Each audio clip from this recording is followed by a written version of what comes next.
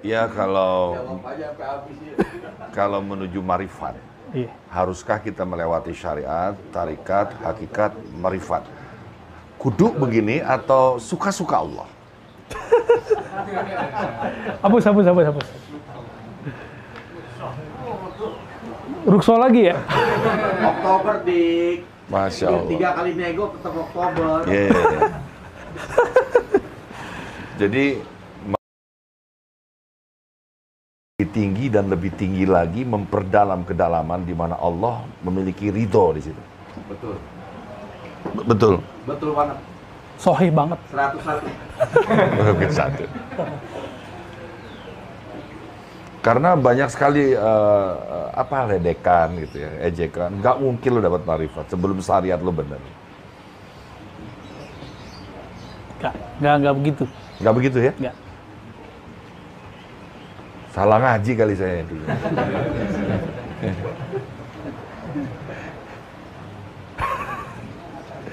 Sabar. Jadi orang di luar sana itu berpikir gini, kalau mau ngaji tasawuf, ngaji ma'rifat, harus beres dulu fikihnya. Harus benar dulu sholatnya. Loh, kita kapan benar sholatnya coba? Antum kapan sholatnya bahkan benar gitu? Sampai mati juga nggak benar. Itu satu. Yang kedua, Nabi itu waktu di Mekah ngajarin syariat dulu atau ngajarin tauhid ma'rifat? Tauhid tuh. Qul huwallahu ahad turunnya di Mekah kan? Ya enggak? Jadi ayat-ayat Makki, ini kalau orang barat aja udah neliti. Ayat-ayat yang turun di Mekah itu isinya tentang tauhid, ma'rifatullah. Ajib itu. Jadi mereka suruh kumpulin semuanya.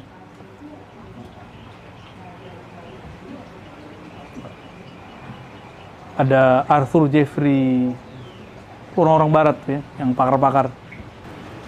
Sebenarnya syariat itu, yang dimaksud syariat tadi kan fikih ya. Syariat itu sebenarnya mencakup semua. Syariat ya. Apa arti syariah? Syariah artinya apa? Syariatun. Apa arti syara'a? Syara'a. Syara'a alakum minad din. Enggak, syariat, jalan. Hah? Jalan. Syariat itu jalan. Jadi syariat, tarekat itu artinya sama. Syariat ini mencakup ada yang zahir, ada yang batin. Ada yang Gitu. Syariat yang zahir itu kemudian jatuhnya ke hukum fikih. oh. Ini. Kebalik ya. Apa? Fikih. Syukran. Ya. Gak apa-apa, udah gitu aja. Fikih. Hukum fikih itu ngomong apa? Sah, batal. Itu orang dulu, kalau ngaji mazhabnya Syafi'i. Sekarang lebih canggih. Sunnah. Dan pakarnya tuh mantan. Gubernur lagi. Jadi sekarang orang nanya, apa kata kunci di sini? Mana dalilnya? Kalau orang dulu cuma nanya, Ustadz bolehkah begini, ya kan? Jadi enakan jadi orang dulu. Jadi Ustadz sekarang repot nyari dalil. Untung kita digedor-gedor sama guru kita kan. Kalau nyebutin satu perkara, aneh kalau nggak nyebutin dalil, itu bisa dirobek-robek tuh kertas kita. Nyebutin dalil, nggak boleh. Ya Syekh, ya Sidi Syekh. Saya bawa dulu teks nih. Terus saya jelaskan sendiri, dirobek lagi. Jadi kalau kita bawa teks dulu, bawa hadis, itu harus bawa ulama yang menjelaskan, yang nggak boleh versi Ar-Razi. Sekarang anak baru hijrah setahun lalu, 3 bulan lalu malah ya, itu udah berani bawa hadis. Ini dalil, nih maknanya begini Ustadz. Kan nanti Syekh Mansur ketawa yang sudah berapa tahun di pesantren. Nggak berani loh kita ngomong begitu. Kita kalau bawa hadis, ayat, pasti kita nugget ulama. Cuma karena sekarang orang maunya hitam putih, saya pun kemudian mendiskon. Kan sekarang zaman diskon. Kita sekarang gagah-gagahan juga, sebutin dalil langsung maknanya. Aslinya kan nggak boleh. Aslinya etikanya dalil, lalu penjelasan ulama terhadap dalil, baru pendapat saya. Tapi karena merasa sok ulama kali ya. Baik, ini zahir, hukum fikih. Hukum fikih ini kalau diterapkan, yang rapi itu namanya tarekat. Yang rapi. Ya. Maka di tarekat itu rapi dan ribet sekali. Tarekat namanya. Jadi orang kalau sudah ngamalin fikih dengan baik namanya tarekat. Fikih ini mazhab. Ya kalau ada orang bilang nggak boleh bermazhab ya lewat. Syariat zahirnya udah nggak lolos. Nggak boleh bermazhab udah nggak lolos dia. Ya. Mazhab kan ada pilihannya 4 ya. Nah, pengamalan mazhab itu yang perfect cuma di tarekat. Antum carilah ke seluruh dunia. Yang perfect cuma di tarekat. Tarekat apa aja itu bagus ngamalin mazhab. Itu sebabnya semua ahli tarekat ittifaq ijma tidak usul kepada Allah kecuali dia bermazhab salah satu. Gitu. Salah satu nih ya. Berarti ini 2 kan? Ini syariat yang zahir itu ujungnya tarekat. Nah, tarekat ini isinya apa? Ijazahan, wiridan, riyadhah, puasa, jalan kaki. Sapar. Iya, sapar. Puasa lagi. Ada orang minta duit ke kita, duit 10.000 doang kasih. Repot kan begitu. Jadi tarekat ini emang berat ini. Kan di Quran nih dikatakan bersedekahlah kamu. Yang meraktekin bukan orang fikih pelit-pelit. Yang bagus ini orang tarekat. Antum cari aja orang fikih ini kalau bisa ditimbun sebanyak-banyaknya. Tapi kalau orang fikihnya dia bertarekat, luar biasa. Luar biasa kalau mereka. Tapi kalau orang tarekatnya cenderung kepada dunia, ya salam juga ntar. Oke, itu syariat yang zahir. Nah, sekarang syariat yang batin. Syariat yang batin itu dimulai dari alam qalbiyah, alam akliyah. Nah, ini yang kita sebut tauhid. Nah, tauhid itu yang disebut hakikat. Nah, ini dia. Oh, ya. Isinya keyakinan-keyakinan. Benar Maulana ya? Keyakinan. Tapi hati-hati dulu. Setan itu kenal Allah nggak? Kenal. Iblis itu bertauhid nggak? Tauhid. Tapi iblis tauhidnya nggak lengkap. Karena tauhid yang lengkap namanya, jadi ini kalau lengkap nih, kul atau kamal. Kalau Kul dia atau lengkap, kamal, ya? Namanya ma'rifah. Jadi ma'rifat itu tauhid hakikat yang sudah terkumpul. Dan itu jalurnya cuma al-Muhammadi. Lewat Nabi Muhammad SAW. Ya. Nah, jadi kita mau mulai dari mana nih? Antum mau duluan sholat 5 waktu atau kenal dulu yang disembah? Mau nyembah yang nggak dikenal? Beban, capek. Itu sebabnya bangun subuh susah. Karena belum kenal mana yang disembah. Ya kan? Mau sholat isya berat. Waduh, berat nih. Apalagi lagi asik main handphone kan? Itu berat. Kenapa? Belum kenal siapa yang disembah. Coba, karena teman-teman kenal dengan abadi, kalau beliau manggil gimana? Pada datang kan? Iya. Kalau nggak kenal, oh besok ya Maulana Abad, ya gitu doang. Jadi nggak kenal. Tapi kalau kenal, aneh kenal khutbahnya dibatalin. Ya kan? Orang kemana aja kita batalin. Kenal dikit, semoga kenalnya tambah banyak. Amin. Ya. Sok kenal, tapi semoga dengan bimbingan beliau tambah kenal gitu ya. Amin. Jadi mau mulai dari mana nih Bang? Bagusnya mulai dari mana? Itulah yang orang lupa. Wa ma khalaqtul jinna wal insa illa liya'budun. Boleh ditulis gak ayatnya Sidi Musa? Tulisannya ini jelek soalnya. Tulisan itu lebih jelek lagi kali. Barzaki. Buya Barzaki di atas ayatnya. Ini dalil ma'rifat. Surat Zariyat. Ayat berapa itu? 56. Ya. Jinna.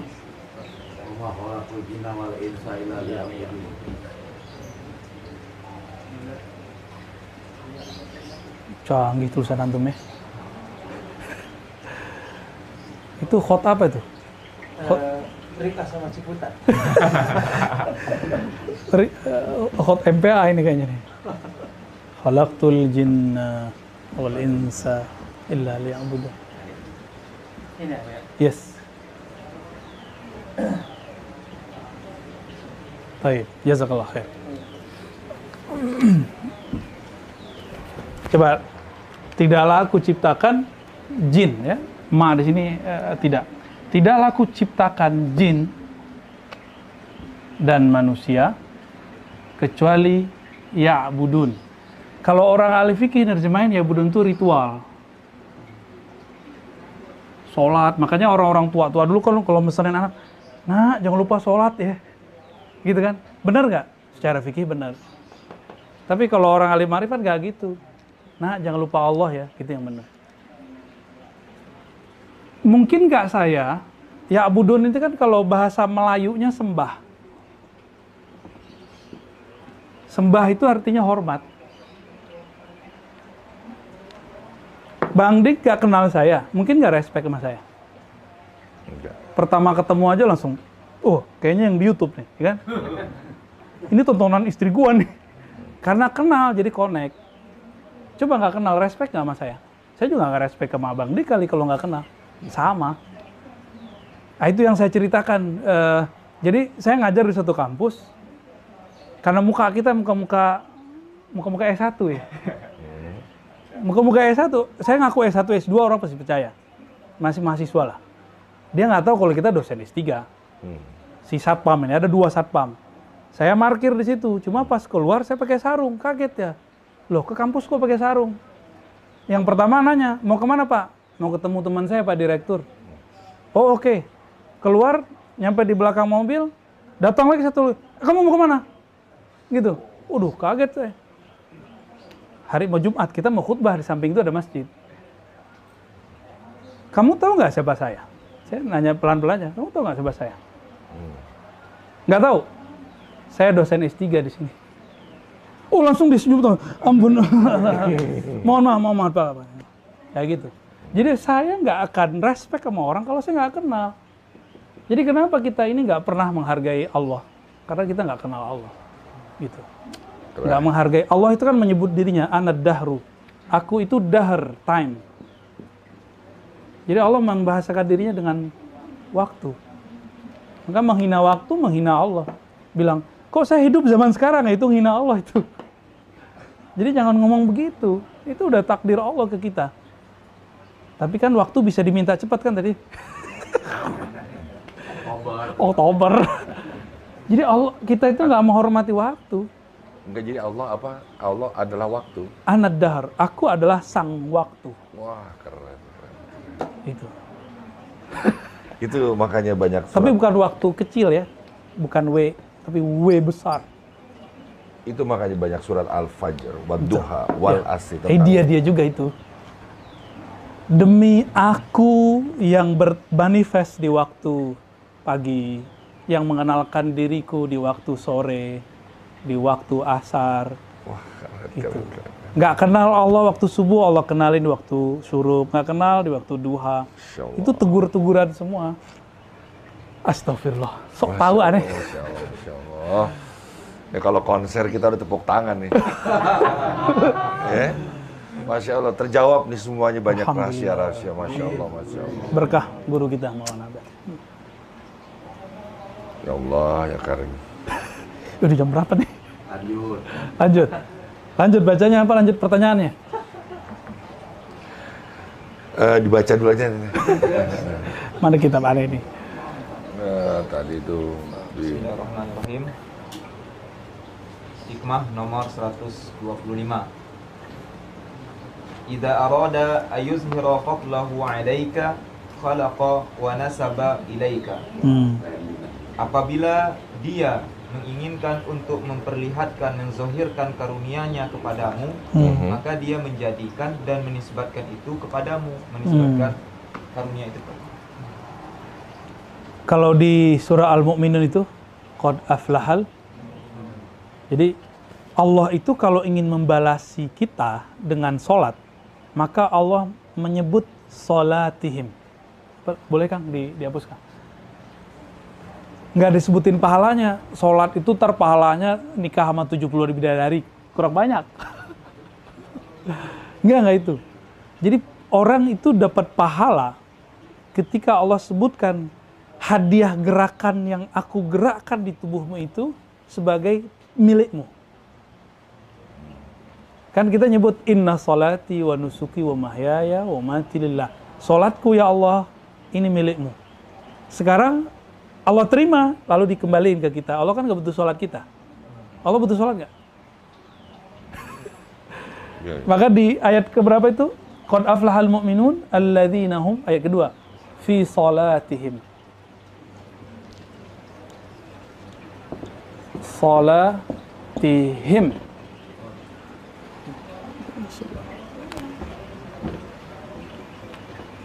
Kalau diterjemah apa? Salat yang mereka lakukan. Gitu. Kan tadi kita jawab, hayya 'ala shalah, ya Allah berikan aku kekuatan untuk salat. La haula wala quwata illa billah. Berarti salat kita karena Allah yang gerakin. Berarti geraknya gerak siapa? Gerak Allah. Sekarang Allah kasih hadiah, udah salatmu aku terima. Aku sebut salatku itu salatmu. Dia nyembah dia menyebut dirinya. Dia menyebut dirinya dengan lidah kita.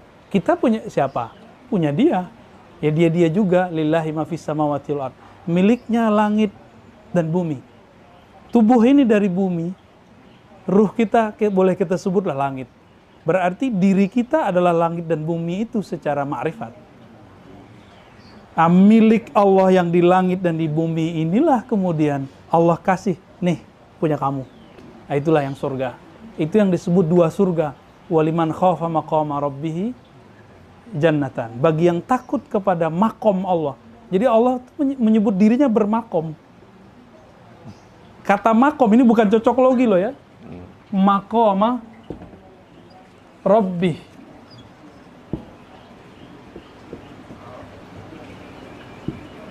Makomnya Allah apa arti makom? Bukan kuburan.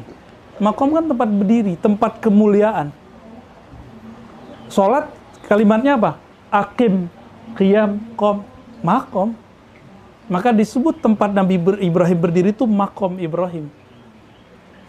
Nah, itu penandaan-penandaan ilahiyah itu yang ada pada Sayyidina Ibrahim. Itu sebabnya. Apa bedanya? Saya sholat ada bekasnya. Nabi Ibrahim ada bekasnya. Bedanya apa? Nah, itu dia. Makomnya waliman khofa maqama rabbih. Itu yang mana ya? Jadi ketika beliau sholat, dia merasakan siapa yang takut sungkan dengan makom Allah.